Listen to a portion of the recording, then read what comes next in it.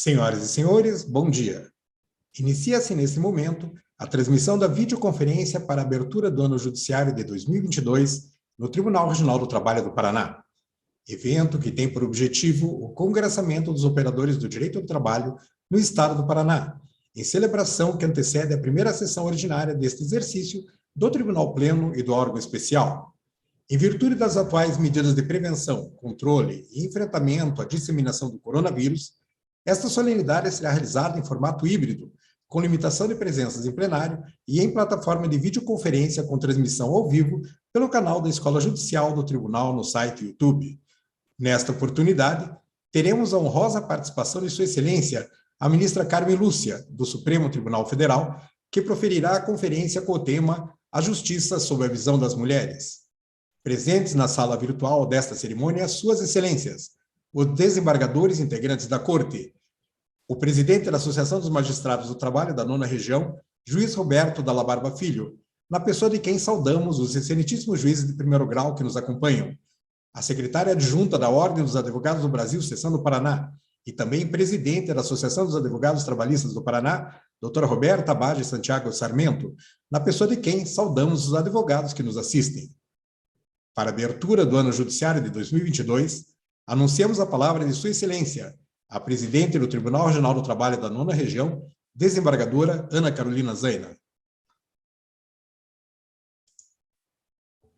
Cumprimento e agradeço a distinta presença dos excelentíssimos sempre presidentes desembargadores Arnor Lima Neto, Marlene Sugmati e Sérgio Murilo Lemos, na pessoa dos quais reverencio todos os honrados pares integrantes desse soberano Tribunal Pleno, dos magistrados de primeiro grau, os quais enalteço na pessoa do excelentíssimo juiz Roberto Dalla Barba Filho, presidente da Associação dos Magistrados do Trabalho da 9ª Região, Amatra 9, da ilustríssima doutora Roberta Santiago Sarmento, presidente da Associação dos Advogados Trabalhistas do Paraná e secretária adjunta da OAB Paraná, na pessoa de quem manifesto meu profundo respeito aos advogados trabalhistas de nosso Estado, dos servidores desta Casa de Justiça, em face dos quais deposito todo o meu reconhecimento. Com elevada honra e por ocasião desta sessão solene de abertura dos trabalhos institucionais, cumpre-me dirigir-me à sociedade paranaense, fazendo em nome do Tribunal Regional do Trabalho da 9ª Região Paraná, em tradição que se renova na história desta Casa de Justiça, casa de índole essencialmente republicana e que celebra o indelével compromisso que nos une, o de velar pelo equilíbrio das relações entre capital e trabalho em prol do desenvolvimento econômico. Calcada em 35 anos de festivo exercício da judicatura, a se completar em julho vindouro, afianço à sociedade paranaense prosseguir confiante na independência e solidez de juízes e desembargadores trabalhistas do Estado do Paraná, convicta de que capazes somos, em nossa singularidade, de garantir aos cidadãos paranaenses que este tribunal permanecerá cumprindo sua missão institucional, guardando as leis de ordenamento jurídico, de modo a conferir vida, sem distinção de estamentos, ao direito de empregados e de empregadores, buscando o espírito de humildade e coragem, propulsor das necessárias e exigidas corrigendas, estas imprescindíveis ao essencial aperfeiçoamento das instituições e do valor justiça, prosseguimos cônscios das responsabilidades que nos competem, da honradez dos cargos que ocupamos, incumbindo-nos velar destemidamente pelo prestígio desta instituição. A obra do Poder Judiciário Trabalhista é motivo de orgulho.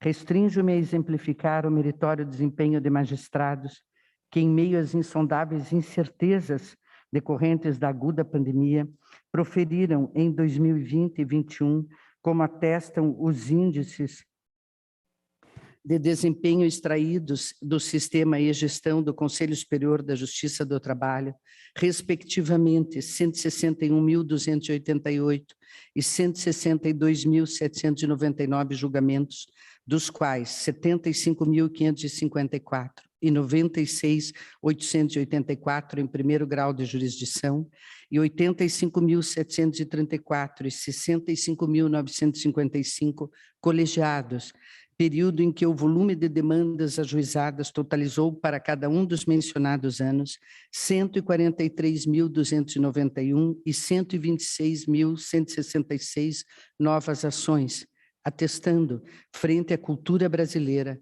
a inocultável relevância de que desfrutamos perante a sociedade paranaense e de que esta deposita integral confiança em nós. Todavia, não somos imunes às críticas, às quais devemos escutar com humildade, mas igualmente reconhecer serem muitas retratadas em indevidas pressões voltadas a constranger-nos como magistrados. Conquanto reiterados cortes orçamentários insistam em nos relegar a modesto e acanhado cotidiano, incapazes são de obnubilar o progresso havido e tampouco de arrefecer em nós a vocação de, sem cansaço, e nada obstante o longo caminho a percorrer, avançarmos em busca do necessário aperfeiçoamento, inclusive o de migrarmos no âmbito desse tribunal e em resposta aos anseios dos cidadãos paranaenses para a etapa intermediária da retomada dos trabalhos em caráter presencial, prevista para o próximo dia 21, se assim nos permitirem os marcos sanitários.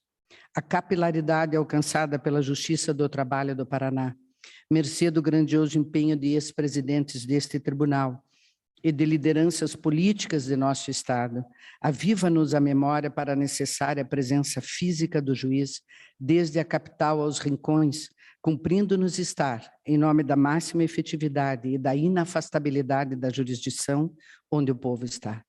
Somos um serviço público essencial, cuja presença física de seus integrantes ainda é exigência a ser cumprida, mantendo-nos sensíveis às demandas da cidadania.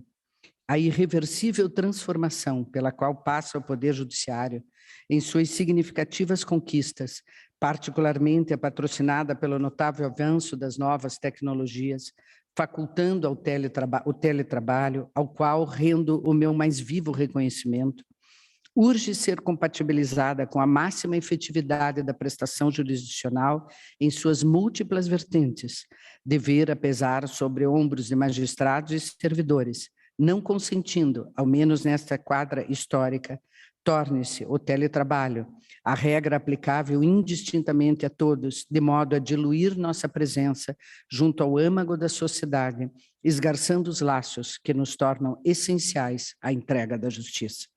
A Justiça 100% digital e o Núcleo Justiça 4.0 são uma bem-vinda realidade. Porém, imperioso não olvidar a notória e ampla desigualdade social agraçar entre nós, não estando, ainda e em condições de igualdade, o sinal da internet acessível a todos os paranaenses, a todos os jurisdicionados carentes, não nos sendo autorizado a profanar o sacro direito constitucional de amplo acesso à justiça. Cumpre-nos, pois, com firmeza e sensíveis à opinião pública, mas sem esposar conduta subserviente a interesses privados, encontrar o equilíbrio. Com essas breves considerações, rogo a Deus seja o ano de 2022 um ano pleno de saúde, de paz e de justiça a todos, de concórdia e de progresso às relações entre capital e trabalho, invocando as virtudes da ética, da humildade e da coragem. Conclamo prossigamos dando vida a direitos consagrados na Constituição Federal, realizando elevados objetivos de excelência de atuação na entrega da tutela jurisdicional aos cidadãos paranaenses. Declaro aberto o ano judiciário de 2022, convidando a todos a assistir à manifestação de Sua Excelência, integrante do Supremo Tribunal Federal, ministra Carmen Lúcia Antunes Rocha. Muito obrigada, bom dia a todos, mais uma vez. Muito obrigada, senhora presidente, desembargadora Ana Carolina, por essa oportunidade de poder estar aqui com os senhores na abertura do ano judiciário de 2022 desse Tribunal Regional do Trabalho, pela enorme importância que eu atribuo ao judiciário em geral, mas a Justiça do Trabalho, tenho certeza que é um enorme gosto poder estar aqui com os senhores nessa ocasião. Na verdade, eu sempre acho que eu teria mais a aprender ouvindo os senhores que estão nesta labuta diária da soma de processos específicos sobre esse tema que cada vez mais adquire o que já vem sendo ao longo das décadas, desde 30 do século passado até hoje, que é o ramo da Justiça do Trabalho, mas pelo momento que nós vivemos, a importância de ouvir os juízes que estão no dia a dia. Eu sempre faço questão de realçar o juiz de primeira instância, que é aquele que lida com o jurisdicionado, que encontra o jurisdicionado, mas principalmente que o jurisdicionado encontra, que o cidadão vê, e para ele é o verdadeiro poder judiciário. É o juiz do foro, é o juiz que está no que ele chama o fórum da cidade, e estes têm realmente uma importância fundamental em qualquer organização estatal do mundo, especialmente numa democracia e para uma democracia. Eu agradeço por isso essa oportunidade de estar aqui, presidente, com todos os senhores. Gostaria de estar, tenho sentido enorme falta de estarmos juntos. Agora temos que usar a palavra presencial, que é uma inauguração que a pandemia nos trouxe, mas pelo menos temos a oportunidade de poder nos ver e nos falar um pouco por estes meios tecnológicos que impedem um isolamento maior ainda. Eu também quero, nesta primeira hora, nesta primeira palavra, desejar a todos os integrantes da Justiça do Trabalho do Brasil, especialmente do Tribunal Regional do Trabalho, da 9ª Região, um ano muito profícuo, um ano que eu tenho dito de saúde e sorte. Saúde é o que nós mais pedimos e desejamos para todos na humanidade, e acho que, como diria Gonzaguinha, saúde e sorte, porque nós precisamos muito de contar com uma resposta planetária, humanitária, que faça com que a gente tenha melhores possibilidades de vencer os desafios do momento. Eu desejo a todos um ano muito, muito feliz, um ano em que tenha oportunidade de a gente realizar trabalhos que possam nos levar a uma superação das dificuldades que não são poucas deste momento, e faço isso, portanto, na pessoa da presidente, mas querendo que cada juiz brasileiro, especialmente da área trabalhista, especialmente desta jurisdição, que é a do TRT, que todos se sintam cumprimentados por mim para este ano que tem início agora, formalmente, para os trabalhos. Eu gostaria, senhores desembargadores, senhora presidente, senhores juízes, todos os que estejam participando desta abertura, de fazer as observações que trago em 3 itens. Primeiro, sobre este momento que estamos vivendo, de desafios, de muitas incertezas que têm gerado muitos medos, que nós, juízes, não podemos deixar de prestar atenção. O Estado existe para o ser humano, claro, e o judiciário existe para o ser humano que nos procura, o jurisdicionado, mas para todas as pessoas que convivem em uma sociedade e que têm de ter confiança e certeza da eficiência da prestação realizada pelo Estado, em qualquer área, no nosso caso, pela prestação do que se chama prestação da justiça, que é a jurisdição. Eu gostaria de fazer alguma pontuação sobre este momento que estamos vivendo e o que eu acho que precisa de estar no foco da nossa atenção permanente e séria, porque são novidades da humanidade para as quais nós não temos respostas prontas. Em segundo lugar, um pouco sobre esses desafios que se põem para o judiciário brasileiro, sob agora as perspectivas de uma sociedade plural, que, por força do artigo 3º da Constituição brasileira, há de ser justa, livre e solidária. E isto é uma norma. É lei, Constituição não é aviso, não é proposta, não é sugestão, como dar cumprimento no exercício da nossa função. Em terceiro lugar, eu gostaria de, então, fazer algumas observações específicas sobre a questão da mulher na sociedade brasileira, da mulher no judiciário, e acho que aí terão um pouco do que é o olhar feminino sobre a questão da justiça, da jurisdição e dos problemas que nos afligem. Então, neste primeiro item, eu gostaria de fazer as observações que me pareceriam pertinentes sobre o momento que estamos vivendo. Não estamos vivendo momentos fáceis. Eu sempre acho que tento dar a dimensão correta na minha vida para que os problemas não fiquem maiores do que todos nós. E sei que os problemas que nós vivemos, se não são pequenos, nem fáceis, talvez não tenham parecido também fáceis para aqueles com que depararam nossos pais, nossos avós, com aqueles que viveram situações de guerra na humanidade. Não acho nem um pouco que seja uma situação fácil.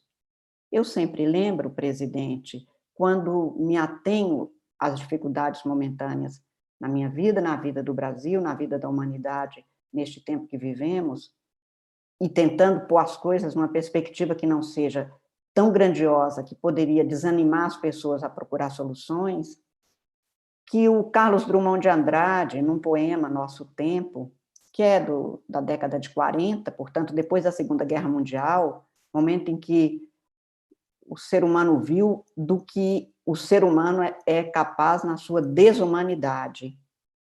E lembrava há poucos dias também a fala de um poeta brasileiro que dizia que ele não temia nada mais do que as desumanidades dos humanos, porque ele dizia: o tigre não destigresa, a onça não desonça, a zebra não deszebra, mas o ser humano se desumaniza, a ponto de fazer com outros o que a gente não vê nem os animais fazendo.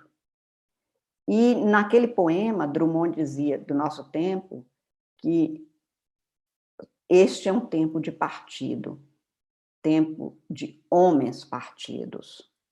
Os homens pedem carne, fogo, sapatos. As leis não bastam. Os lírios não nascem das leis. Meu nome é tumulto e escreve-se na pedra.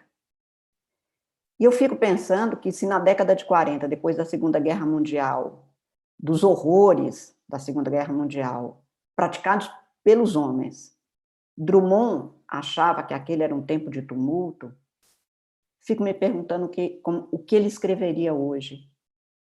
Repetiria só o poema? Este é um tempo de homens partidos? Porque os homens continuam pedindo pão, fogo, sapatos. Qualquer um de nós que anda por uma rua, vou dizer de capitais, mas no interior hoje já não é tão diferente, a gente depara com pessoas que pedem um pedaço de pão. São, agora, mais de 1.000 pessoas em cada cidade brasileira. São Paulo estará chegando a 40.000 moradores de rua, ou pessoas em situação de rua. Belo Horizonte chega a mais de 8.000, só para citar 2 números que eu tenho em mente. Pedem carne, sapatos, fogo. Há poucos dias atrás, umas 2 semanas, eu tive que decidir um habeas corpus de um julgado que vinha desde o juiz de primeira instância, que tinha condenado uma pessoa porque teria praticado um furto num supermercado. Ele tinha pego uma sandália no supermercado e saído, e na saída, claro, ele foi pego, mas aquilo era uma tentativa de furto. Ele estava preso desde alguns meses do ano passado. E o juiz condenou dizendo que havia que naquele caso ele tinha praticado com a outra pessoa. Portanto, a reunião de agentes fazia com que não fosse um crime tão fácil de ser resolvido e não poderia resolver sem prisão. Passou pela primeira instância, passou pelo Tribunal de Justiça do Estado, passou pelo Superior Tribunal e chegou a mim. E quando eu leio o processo, era exatamente um homem em situação de vulnerabilidade que contava: entrei no supermercado porque eu feri na rua, o meu pé estava sangrando, a ferida não cicatrizava, e eu entrei no supermercado e furtei. A sandália que ele tinha tirado e imediatamente usado era no valor de R$ 15,90. Que mundo nós estamos construindo? O que precisa de chegar ao Supremo Tribunal Federal do país para a gente dizer que isto não é um caso de mandar uma pessoa na prisão? Mas havia uma reunião de agentes. A outra pessoa que entrou com ele no supermercado era a mulher que estava com ele, vivia com ele naquela situação, na tenda, na situação de vulnerabilidade de rua. Eu não vou ver qual é o valor e o que foi aplicado da lei naquele caso. O que eu estou pondo é que nós temos, neste momento, um enorme desafio de pensarmos nós mesmos numa sociedade de muita, muita gente que pede, como nós todos pedimos, pão, fogo, sapatos.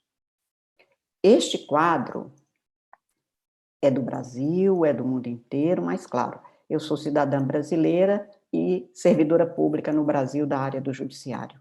A minha responsabilidade primeira é aqui, e esses desafios, portanto, não são pequenos. Nós vivemos um período de uma pandemia sanitária, que há 2 horas atrás, num outro encontro como este, em que 3 médicos diziam pode se prorrogar por mais 2 anos, pelo menos neste período de aberturas e fechamentos, para tentar fazer com que haja uma superação menos instável. Nós já temos, daqui a 2 meses vai fazer, 2 anos de experiência que quebrou um modelo de vida. Nos afastamos, tivemos que nos afastar, é importante a manutenção desse Estado, mas nós tínhamos construído uma sociedade na qual o modelo de convivência, o modelo de consumo, o modelo de economia, portanto, o modelo do direito estava posto. Nós todos aprendemos no direito, desde o primeiro ano, o que é o direito positivo, o direito posto à observância obrigatória de todos, governantes e governados. É isto o direito positivo. Mas ele existe para dar respostas do que uma sociedade pensa que é justo para ela, diante de um quadro de normas sociais, de normas éticas, de normas jurídicas, portanto, que haverão de ser observadas por todos. E agora nós tivemos que nos perguntar, elas são suficientes? Ou seria como dizia Drummond na década de 40 do século passado, as leis não bastam? Os juízes vão fazer o quê para fazer bastar o direito e nós não termos uma sociedade de normas não confiáveis ou de pessoas que, não confiando, resolvem que o tumulto deste tempo é suficiente para criar respostas sem uma ordem. Este não é um tempo fácil, mas, como eu disse, basta o poema do Drummond para ver que outras gerações passaram por experiências, se não iguais, com alguns itens de identidade com a crise que nós estamos vivendo. Ao lado da pandemia sanitária, nós temos uma pandemia que alguns chamam de antropológica. Eu acho que é uma pandemia humanitária. Estamos mudando um modo de convivência. Nesta fala anterior, em que um filósofo político dizia desta mudança, eu dizia, para mim, a sociedade foi criada na hora que nós descobrimos que, pelo abraço, a gente tinha a demonstração de que não estava só neste planeta, nesta experiência de vida. E a pandemia de 2020, a Covid-19, trouxe algo que nós não sabíamos lidar, e não sabemos. Como viver sem o outro próximo, com a certeza da proximidade. E eu lembro sempre isso, quer dizer, todos os antibióticos do mundo hão de conviver com o abraço do outro, com a certeza de que alguém está ao nosso lado. O tal beijinho da mamãe na feridinha pode não curar a ferida, mas ameniza muito as condições para que você tenha imunidade e reaja no seu corpo contra essa ferida. Não há nada que substitua o colo. Mas nós perdemos o colo nessa pandemia. Nós não podíamos estar juntos. Pessoas ficaram isoladas e tinham que se isolar. E nós não sabíamos que resposta humana dar a isso. Hoje nós temos, ao lado da pandemia sanitária da Covid e de suas variantes, um profundo desequilíbrio das pessoas, pelo que a gente já consegue notar. Porque nós falamos sempre de segurança e insegurança jurídica. Na sociedade, o que me parece é que está havendo um clima de incertezas humanas.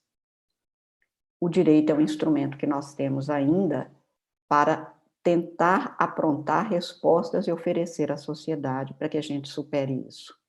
E não é fácil. O vírus não tem fronteira, o vírus não conhece soberania, o vírus não conhece poderes, o vírus desconhece qualquer coisa que não seja exatamente a finalidade a que ele se dá, de contaminar e, nos casos específicos, levar embora o corpo. Então, neste tempo de tantas dificuldades, nós precisamos primeiro de saber qual o direito necessário para essa sociedade, para uma sociedade que não tem respostas para o modelo dela. Porque nós temos uma pandemia econômica, quer dizer, o modelo de economia mudou.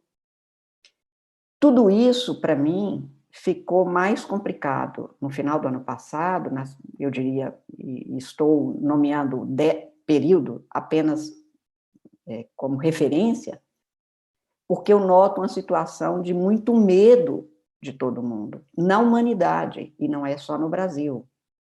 As pessoas têm medo do vírus, têm medo do que vier, têm medo do que não vier, têm medo de qual a resposta vai ser aprontada daqui para... E é preciso que a gente supere rapidamente isso, porque o ser humano não consegue viver, o cérebro humano tem um limite para isso. O vírus está aí, há uma doença possível, como continuar a vida, e a gente não quer apenas sobreviver, a gente quer ser feliz. Bem dizem os titãs, a gente não quer só comida, a gente quer comida, diversão e arte. Este desafio é grande para os médicos, para os psicólogos, para os filósofos, é enorme para nós, servidores públicos da área do direito. Porque nós temos de dar respostas que são cada vez mais urgentes, e nós precisamos de restabelecer certezas no direito, segurança do direito, a segurança jurídica, e a confiabilidade institucional. Sem isso, nós não estamos contribuindo devidamente com a sociedade. Este desafio é enorme, portanto. Eu repito, eu sei que todos os problemas de cada geração parecem ser as maiores do mundo. E aí eu me lembro sempre de uma crônica do Paulo Mendes Campos, em que ele dá de presente, acho que é uma sobrinha, Maria da Graça, Crônica para Maria da Graça, se chama esse texto, o livro Alice no País das Maravilhas. E ele disse, olha, tome isso como quase que um livro-texto para a sua vida. Às vezes a gente passa por situações, como está no livro, que parece um rinoceronte. Você enfrenta, depois quando você olha para trás, você vê que era só um ratinho. Mas, às vezes, você lida com situações como se fosse um ratinho, quando olha lá na frente na sua vida, você vê que você deparou com um rinoceronte e foi capaz de superar. É preciso dar a dimensão exata das coisas para que a gente, então, consiga enfrentar, resolver e superar. E eu acho que é este o desafio que se põe hoje para a humanidade, no caso do direito, especificamente, e muito mais para o Poder Judiciário. Os modelos de convivência estão em xeque e nós sabemos que a única coisa que não é colocada em xeque é o modelo democrático de convivência. A democracia é o único caminho, rumo e finalidade que nós temos. Garantir que todas as pessoas tenham liberdade, que essa liberdade seja igualmente fruída por todos, que tenha responsabilidade segundo a lei. E, para isso, o judiciário é o único instrumento de que nós dispomos, seres humanos, para que o direito valha com a força vinculante que ele tem, com o vigor próprio, que faz com que uma ideia de justiça, que é essa posta no sistema de direito, no sistema normativo, se realize. Portanto, me parece que o nosso desafio é que nós temos de dar respostas para uma sociedade na qual prevalecem muitas incertezas. E isto tem urgência. nós nos tornamos cada vez mais membros do Poder Judiciário, da comunidade jurídica em geral, advogados e do Ministério Público, pessoas que precisam, servidores que precisam de atuar com a urgência que o povo reclama, o que não é fácil no Brasil, porque se para um habeas corpus nós percorremos tantas instâncias, a mesma coisa se dá numa reclamação trabalhista, em que várias vezes chegam para nós até no Supremo, o que começou lá e que, portanto, nesta gradação e no modelo que nós adotamos, que é o modelo aceito pela sociedade brasileira até aqui, muitas vezes posterga uma definição que o reclamante, que o jurisdicionado quer que seja com a urgência que ele não vê. Eu me lembro bem, presidente, que a primeira conferência que eu assisti na minha vida como estudante foi do ministro Aliomar Balieiro, do Supremo Tribunal Federal, 73, 74. E ele dizia exatamente, ele falava na conferência sobre a morosidade do Poder Judiciário.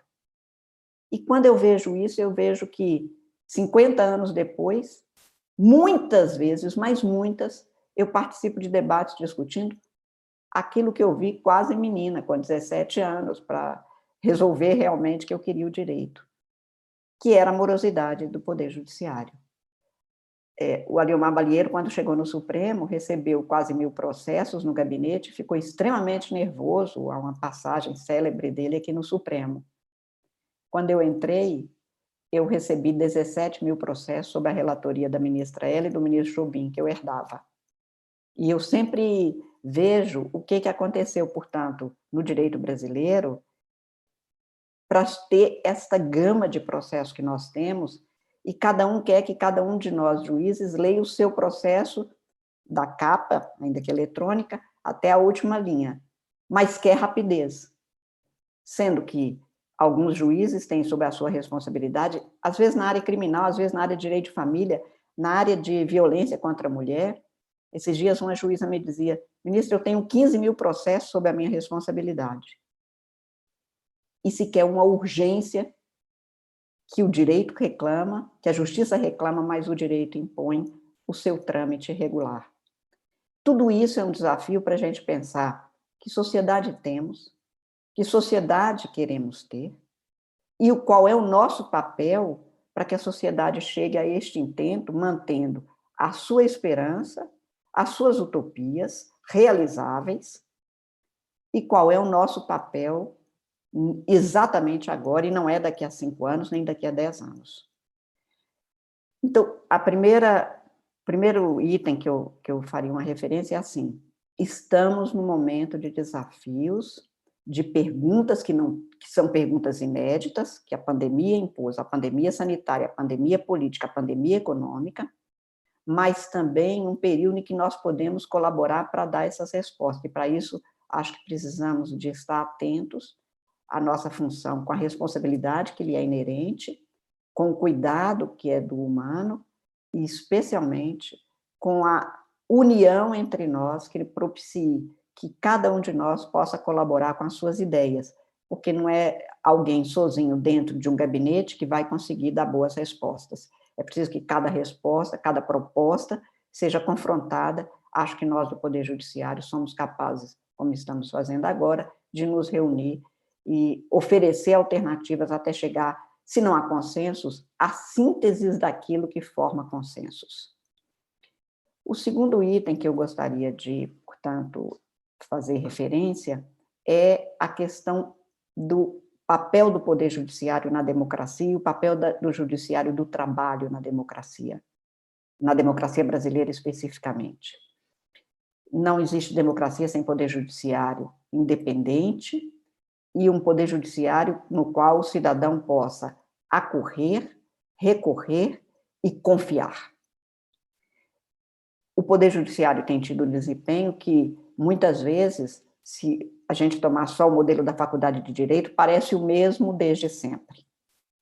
Eu tenho insistido que nós, inclusive, professores de faculdades, temos agora o dever urgentíssimo de pensar qual é o modelo de ensino jurídico que nós precisamos para que os novos juízes, advogados, membros do Ministério Público sejam aqueles que a sociedade precisa. Digo isso porque o judiciário mudou. Mudou, talvez não tenha mudado tanto quanto se esperaria, mas mudou e mudou muito. Basta ver a resposta que o judiciário brasileiro deu no início da pandemia. Os tribunais não deixaram de funcionar, os fóruns não deixaram de funcionar, o Supremo não teve uma única semana sem que houvesse o trabalho e as respostas demandadas, especialmente nos casos de urgência. Trabalhamos e conseguimos introduzir novos modelos, como os plenários virtuais, como as sessões virtuais, que dão respostas até com muito mais reforço do que antes. O Supremo Tribunal nunca julgou tanto como nos últimos 2 anos, exatamente porque a demanda era maior, mas a urgência também era maior. Então, temos um judiciário que funciona no sentido de dar a resposta. É preciso, portanto, que agora a gente pense qual é o modelo que vai se seguir daqui para frente. Primeiro, porque a democracia se fortalece com um judiciário que esteja sempre aberto para que o cidadão possa ingressar no judiciário, ter a resposta do judiciário e ter, especialmente, a eficácia da decisão tomada. Tudo isso, neste exato momento, tomando 2020 até agora, é de maior dificuldade, mas nós temos dado cobra a isso, acho que sem menores percalços. Ou com os percalços próprios do momento, porém, respondendo e fazendo com que o cidadão não fique em desvalia. Entretanto, até aqui, a Justiça do Trabalho foi sempre um modelo que serve de modelo ao que eu acho que vai ser o Poder Judiciário daqui para frente. O esmero da Justiça do Trabalho de ter, por exemplo, a conciliação no início e na base do processo é o modelo que eu acho, e aí é apenas um amadurecimento que faço de algumas reflexões, para o judiciário em geral. Quando eu falo de repensar até as faculdades de direito, eu tenho insistido, especialmente naquela que eu integro, a PUC Minas, com a direção e a coordenação do direito constitucional especificamente, que nós ensinamos um aluno a recorrer, a ajuizar ações e recorrer. Em quase todas as faculdades, há um semestre dedicado à parte do processo civil de recursos. Quando a gente se torna juíza, a gente não entende como é que um processo no Supremo Tribunal Federal consegue ter, só depois que ele chega aqui, depois de ter percorrido 3 instâncias, às vezes 6, 8 recursos só no Supremo. Ele agrava, e aí contra a decisão monocrática cabe agravo para o colegiado, e contra a decisão do colegiado cabe embargos, e ele vai... Não há como reclamar de um advogado que ele recorra se eu ensinei, quando ele era estudante, a recorrer. Não ensinamos a conciliar, não ensinamos a mediar, não ensinamos que a jurisdição, no seu sentido próprio, dizer o direito para o caso concreto, é um instrumento de pacificação, até para a prevenção de novos conflitos. Nós ensinamos a litigar. E, numa das últimas reuniões na faculdade, eu levantei, em 2, 3 processos meus, o número de palavras que nós, juízes, que os advogados utilizam para ver como que, para nós, aquilo que se teve desde sempre na Justiça do Trabalho, a busca da conciliação, a busca de fazer com que houvesse uma, aspas, decisão amigável, ou seja, para não se ter a inimizade, mas a amizade mantida, que são partes, não são inimigos, não são adversários. E eu listei as palavras que são usadas naqueles 2 processos que eu peguei ali a esmo. A gente ensina o estudante a litigar, ou seja, a ter um litígio. O outro é o ex-adversa, é um adversário, não é um igual. Eu falo em paridade de armas, então eu estou numa luta. O advogado vem dizendo que a decisão vergastada, que é uma coisa que eu brinco com os meus assessores, sabe o que é vergastar? Não me apareça num relatório aqui com vergastar, é açoitar. Quer dizer que você está açoitando a decisão do tribunal para chegar ao... E por aí vai, mas é um número enorme. E a linguagem tem uma força demonstrativa e também fomentadora de comportamentos. Isso tudo para dizer que a justiça do trabalho nos deu, desde sempre, este caminho que é o que nós buscamos hoje. Eu fui muito criticada, bom, eu sou criticada todo dia, mas eu fui muito criticada quando, em 2014, eu criei, com um grupo de pessoas, especialmente os presidentes de tribunais de justiça estaduais, a campanha da Justiça pela Paz em Casa. Eu dizia, não é possível que uma mulher seja assassinada, 14 anos depois o júri não foi feito, e precisa de ser feito para aplicar o direito. Mas, claro que 14 anos depois, a justiça não vai mais ser feita. Este homem já se casou com outra pessoa, o filho de 8 anos que viu aquilo acontecer já tem 22 anos, as duas famílias já são inimigas. É preciso que, então, nós tenhamos campanhas para prestar jurisdição. Essa campanha hoje é institucionalizada 3 semanas por ano. Os juízes se dedicam a priorizar e centrar todos os esforços para julgarmos esses casos. Quando eu criei desse nome à campanha, um grupo de pessoas me procurou, juízes e membros do Ministério Público, dizendo que estavam, aspas, condenando a minha proposta de campanha porque eu tinha usado a palavra paz. E que era preciso ficar caracterizado que a agressão contra a mulher é uma violência. Eu disse, mas violência chama violência, a violência já foi praticada. O judiciário age para o passado. O legislativo cria e atua para o futuro. A lei se aplica daqui para frente. O executivo atua para o presente. Hoje a minha rua está sem calçamento, eu quero que o prefeito mande calçar. O judiciário atua para o passado. Já houve a ruptura do contrato de trabalho. Ele acha que não foi pago devidamente a parcela referente ao 13º, ele entra em juízo. Já não foi pago. Matou alguém? Já matou. Nós estamos julgando sempre o passado. O que é preciso que se repense, o que o judiciário, especialmente o trabalhista, inicialmente, exclusivamente o trabalhista, dava a ideia? Eu resolvo e pacifico este momento de um fato passado e tento fazer com que não se crie de novo essa mesma situação de conflituosidade. A conciliação é para que a gente tenha a amenização, uma situação de abrandamento das consequências e uma prevenção para o futuro.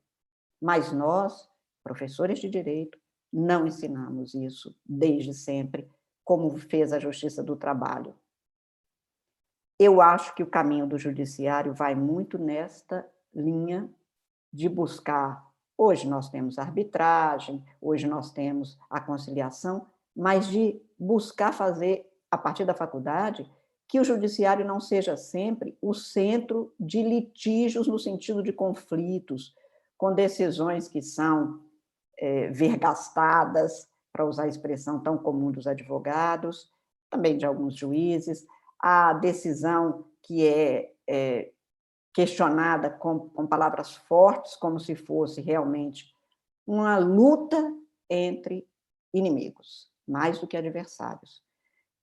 Eu fui 30 anos advogada, tive uma honra de ser advogada, e eu digo que o ótimo é quando a gente tem, do outro lado, um advogado, um ótimo advogado, um exímio advogado, e várias vezes o que nós combinamos na audiência não precisava nem de estar escrito. Eu sabia que seria cumprido, dizia para o meu cliente que seria cumprido, e assim era.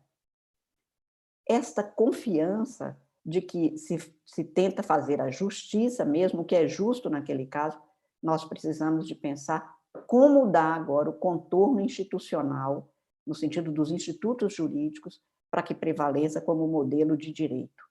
E não mais aquela ideia das faculdades, que as faculdades nos ofereceram, mas que a gente tem de mudar, de que tudo é sempre uma guerra particular entre adversários, porque o processo não é isso.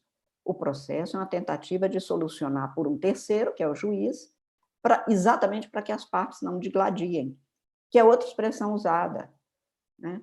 Como se fosse mesmo um duelo. E isto tudo eu acho que precisamos de pensar com muita urgência qual é o modelo do judiciário. Neste caso, portanto, a Justiça do Trabalho cumpre um duplo papel específico e especial para mim no direito brasileiro e no judiciário brasileiro. Primeiro, ele tem a experiência de ter feito isso, de ter tido isso como uma das características do judiciário desde que foi criada o ramo trabalhista. Em segundo lugar, porque nós estamos lidando com o ser humano sempre no judiciário. O ser humano ferido, o ser humano vulnerável, o ser humano que diz que se acha injustiçado. E o que ele quer é que se restabeleça uma situação de justiça, que é, na verdade, uma situação de segurança jurídica. Quer dizer, eu sabia que eu tinha tal direito, não tive a correspondência disso, ao invés de me vingar daquele que teria me suprimido algum direito, tirado algum direito, eu deixo que o Estado, o juiz, resolva. O judiciário trabalhista lida, portanto, no nosso caso específico, com relação de trabalho, que é outro ponto que a humanidade, nesta nova economia, que eu estou chamando de economia do medo, que nós estamos vivendo nesses últimos tempos, as pessoas estão com muito medo, o empregador tem medo de investir e o empregado tem medo de perder o trabalho. E bem disse o Papa na sua encíclica Laboris in Exercens: o trabalho é um valor que realiza a humanidade de cada um de nós. O trabalho existe para que a gente possa cumprir o próprio talento. Se há trabalhos que não são aqueles desejados pelo trabalhador, uma coisa é certa: a ausência do trabalho faz com que a pessoa fique vulnerável, e numa vulnerabilidade que eu costumo dizer que compreendem duas formas de fragilização do ser humano: o medo e a vergonha. O ser humano tem medo de não poder ser autônomo o suficiente, pelo menos para se manter fisicamente. O trabalho dá a ele essa garantia. E o trabalhador desempregado, aquele que queria trabalhar e não tem a oportunidade, ele fica envergonhado socialmente. E eu já vi isso em várias ocasiões, pessoas se aproximam de mim para contar. Professora, arruma um trabalho para o fulano, porque ele não quer mais ir nem nos encontros da família, porque as pessoas olham para ele como se ele fosse indolente, como se ele fosse preguiçoso, ele tem procurado emprego. Isto vai fazendo com que cada vez mais a pessoa não tenha nenhuma chance de se realizar. O trabalho também está mudando, é certo. Hoje, o empregador que tinha um mercadinho viu-se a braços com a necessidade de uma tecnologia, do uso de ferramentas, para ele, principalmente neste período, poder entregar os produtos, por exemplo. A tecnologia da informática criou novas formas de trabalho. Tudo isso não muda a necessidade de, eventualmente, haver uma discussão sobre direitos, mas que são sempre direitos do ser humano voltado ao trabalho. Se ele é empregado ou trabalhador autônomo, ou qual é essa dimensão, esse é outro ponto. Mas o que é certo é que a justiça do trabalho lida com o ser humano no social, naquilo que ele tem como membro da sociedade, de possibilidade de se realizar, fazendo com que o trabalho justifique a sua vida e realize o seu talento. E por isso a justiça do trabalho tem essa importância tão fundamental e essa presteza que se fez necessária, e que eu acho que continua sendo não apenas essencial como era, mas com uma importância muito maior neste momento de tanta discussão e de tanto debate sobre os novos modelos sociais, econômicos e políticos, garantindo-se a democracia na sociedade e a paz social, que é o que se busca. Para isso, alguns itens da Constituição mesmo, no caso da Constituição brasileira, nós precisamos de estar atentos. Eu dizia antes, a Constituição é uma lei, é a lei fundamental, é a lei que dá os fundamentos do Estado e da convivência na sociedade. Esta lei estabelece expressamente, no caso brasileiro, no artigo 3º, que são objetivos da República Federativa do Brasil formar uma sociedade livre, justa e solidária. Portanto, a ideia de justiça na base da nossa organização, a liberdade como ponto fundamental para cada ser humano que não vive sem liberdade, e a solidariedade como princípio inerente e complementar do princípio da dignidade humana, impõe-se como fundamento das nossas decisões, do nosso estudo e da nossa aplicação do direito brasileiro. Se alguém tinha dúvidas sobre isso, acho que a pandemia sanitária deixou clara. Não é porque eu quero que eu uso máscara porque senão eu posso contaminar alguém, e a responsabilidade pelo outro é que me garante que ele também é responsável por mim. Não há possibilidade de ter uma convivência sem este elo humano que nos liga. E não há como eu não me sentir indignada, quer dizer, eu saber que o princípio da dignidade humana, que obriga todos, Estado, membros da sociedade, todas as pessoas, umas com as outras, ser cumprida se eu não tiver, não na dimensão moral, ou na dimensão religiosa, ou na dimensão jurídica, o acatamento ao princípio da solidariedade, que eu acho que está na base do direito constitucional brasileiro, e que eu sei até que é muito pouco aproveitada, até mesmo pelos juízes. Mas como também já não foi com tanta ênfase como é hoje o princípio da dignidade humana, acho que nós estamos amadurecendo para que isso também venha acontecer e cada vez com maior frequência.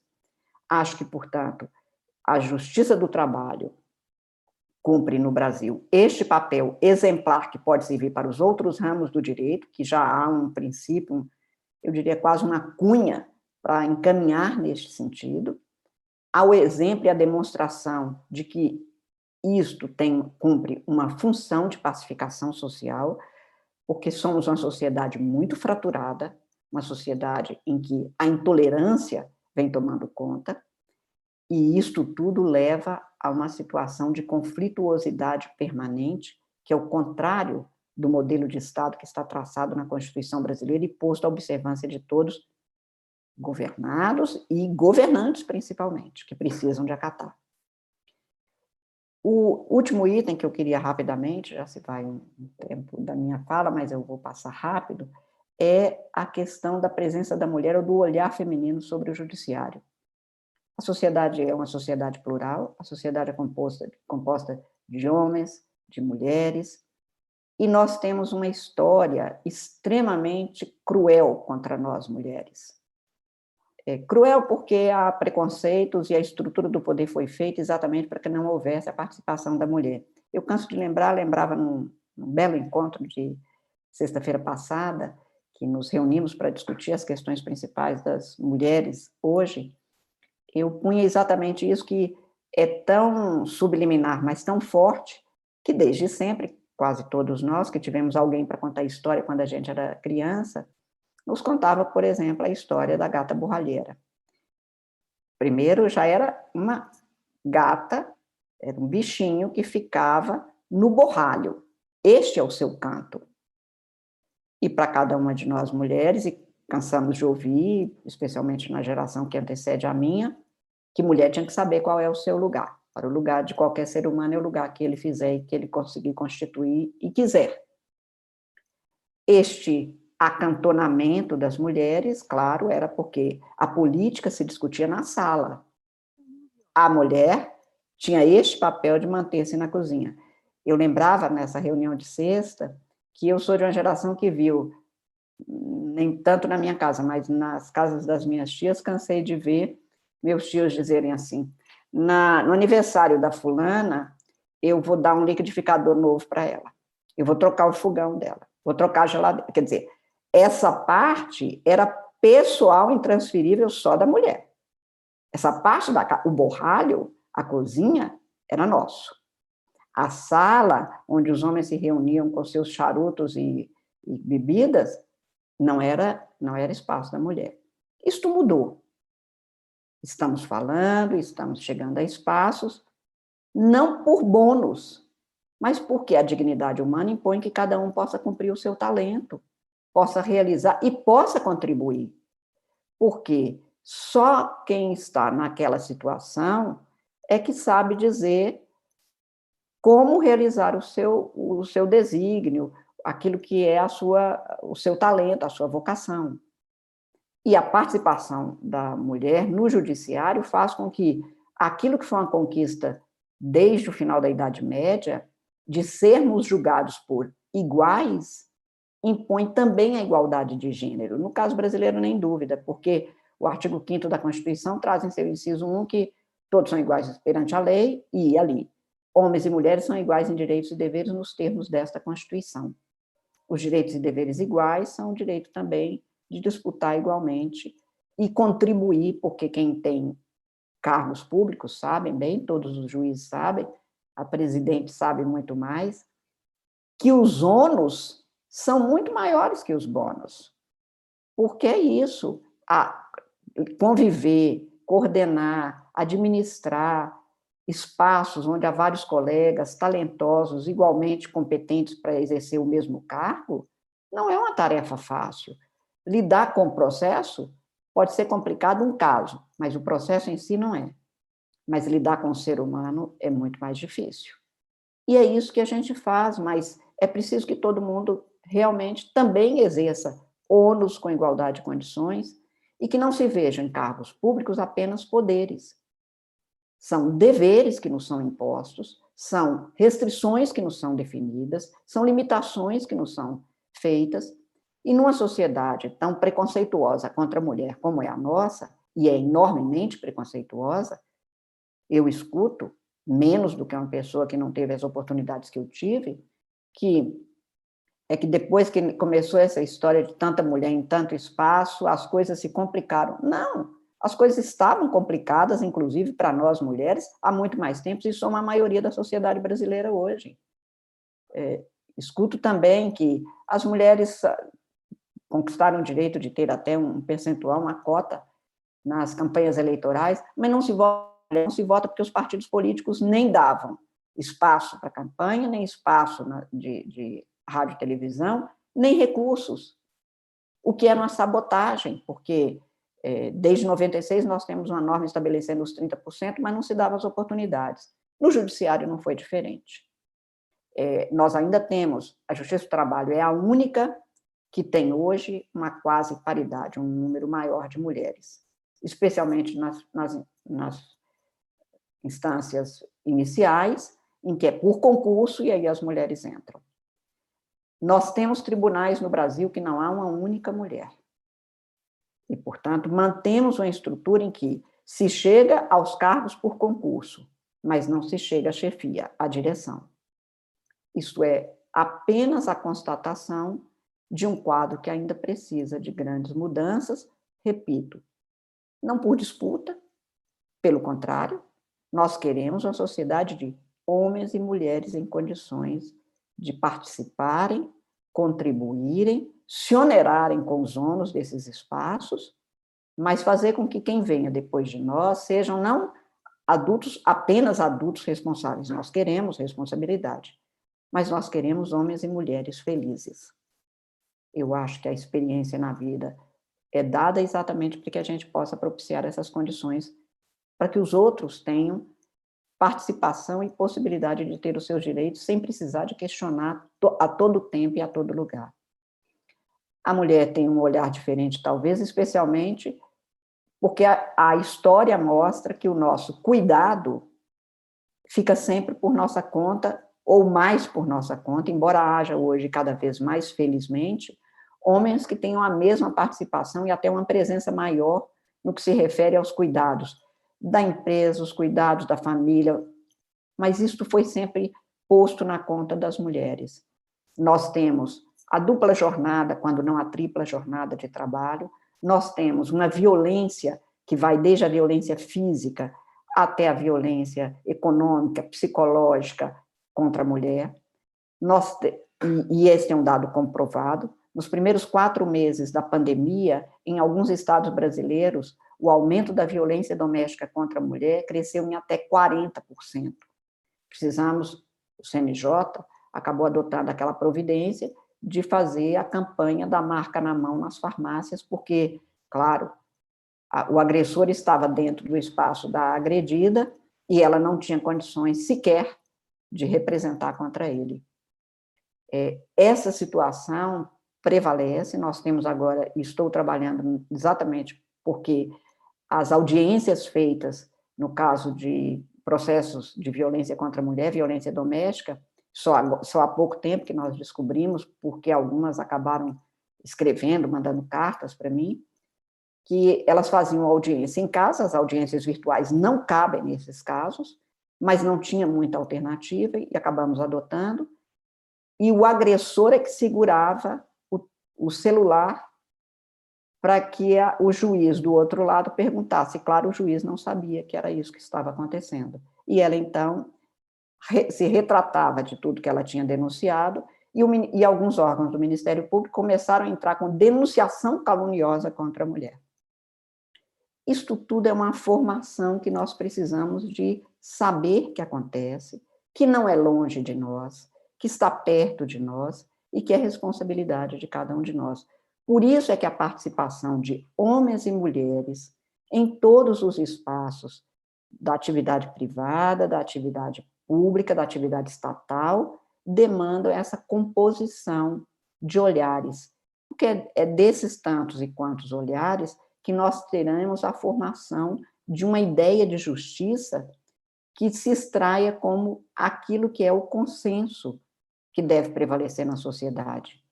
E, portanto, é uma responsabilidade de todos nós pensarmos e propormos alternativas para que isso venha a acontecer. Acho que andamos, claro, estamos falando sobre isso, mas ainda temos um longo caminho a percorrer. Os caminhos são longos ou curtos, mas o que nós precisamos é de nunca parar de caminhar e de fazer com que esta caminhada não seja em vão. Pelo contrário, eu acredito muito que o ser humano é capaz, sim, de grandes transformações. Na década de 60, os estudantes franceses pediam: pensamos o impossível, porque o possível vai acontecer de todo jeito. Eu acho que não há impossível para o ser humano que quer transformar uma sociedade, que é capaz de, junto com os outros, especialmente nos espaços que nós temos como juízes, de fazer com que prevaleça mesmo o direito que foi posto e que é, no caso brasileiro, um direito muito bom. Nosso problema não é ter novas leis, é de aplicar as leis que temos na sua extensão e no potencial que as leis oferecem aos juízes para que a gente cada vez mais ande no sentido da consolidação do que nós conseguimos construir, especialmente a partir da Constituição de 1988. Mais uma vez, presidente, eu queria agradecer e dizer que, e termino aqui com uma frase que dizia também outro dia, que é um período de muitas dores, muitos lutos, muitas lutas. No nosso caso, fomos, como dizia outro dia um menininho da minha família, aí não aguento mais esse negócio de ser testemunha ocular da história. Pois é, a gente não aguenta mais ser testemunha ocular de tanta coisa, de tanta tragédia, de tanto... Mas brincava com ele, é melhor a gente ser testemunha ocular do que não ter mais olhos a ver. Nós continuamos a ter olhos a ver, corações a sentir, e, portanto, a nossa capacidade de indignação é para que a gente seja capaz de formar uma sociedade com mais dignidade para todas as pessoas.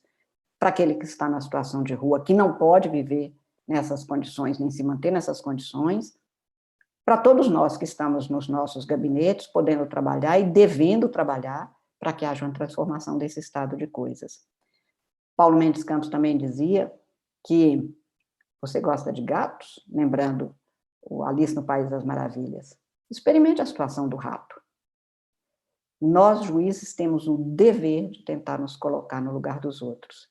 E o outro, neste caso brasileiro, com muita frequência, está sofrendo muito. Mas eu acho que isto também nos põe face a face com a possibilidade e a necessidade de a gente trabalhar no sentido de garantir a essas pessoas que elas continuem confiando, porque nós podemos transformar, nós seres humanos podemos transformar o mundo. O mundo não é um construído, é uma construção, e uma construção do próprio humano. Eu acho que nós temos mais deveres que os outros, porque tivemos mais oportunidades que muita gente no Brasil.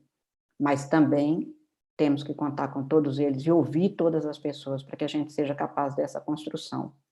Aumentaram muito as nossas dores, à maneira do Paulo Mendes Campos. Aumentaram também as nossas esperanças, porque estamos mais juntos do que antes. Muito obrigada mais uma vez, presidente, e todos os senhores juízes, por essa oportunidade de estar nessa manhã com os senhores. Muito obrigada, foi uma honra estar aqui. Excelentíssima ministra Carmen Lúcia, permita-me a quebra pública de protocolo para expressar perante todos a minha admiração, o meu afeto e chamá-la de excelentíssima e diletíssima ministra Carmen Lúcia. Muito digna professora de todos nós, referência paradigmática para todos que nos encontramos no efetivo exercício da judicatura. Muito obrigada pela honra de sua presença, as notórias erudição de Vossa Excelência, sensibilidade para as novas demandas da cidadania, disposição em servir sempre, permanecerão indelevelmente nos anais da história desse tribunal e da escola judicial que lhe pertence. Na pessoa de Vossa Excelência, cumprimento todos os presentes, todos aqueles que nos distinguiram com o prestígio de sua presença, e particularmente o nosso desembargador Aramis de Souza Silveira, diretor da Escola Judicial, que nos brindou com a presença de Vossa Excelência entre nós. Guardaríamos, ministra, anotei as linhas mestras das suas manifestações, das suas elevadas considerações, desde a vocação ontológica da Justiça do Trabalho para conciliar, a nossa Escola Judicial, ainda neste primeiro semestre, realizará o curso de conciliadores, a fim de que possamos cumprir as normas do CNJ para a solução consensual, os métodos consensuais de solução de disputas. Na tarde de hoje, o soberano Tribunal Pleno terá sessão e aí ele será submetido ao seu criterioso e talentoso exame o incremento dos sejusques que são voltados à conciliação, aos métodos consensuais de solução de conflitos. E quanto a nós, ministra, muito nos distinguimos com o seu reconhecimento que do confinamento doméstico para o espaço público. A Justiça do Trabalho tem, sim, uma marcante presença feminina. De nossas servidoras, os cargos de chefia são ocupados 52% ou 56% por mulheres, em sua grande maioria mães. Esperamos, então, ministra, que possamos cumprir as recomendações de Vossa Excelência, fruto de sua experiência, de seus elevados estudos e de sua amorosidade para com o ser humano. Muito obrigada, ministra, que possamos, vez mais, contar com a presença de Vossa Excelência entre nós.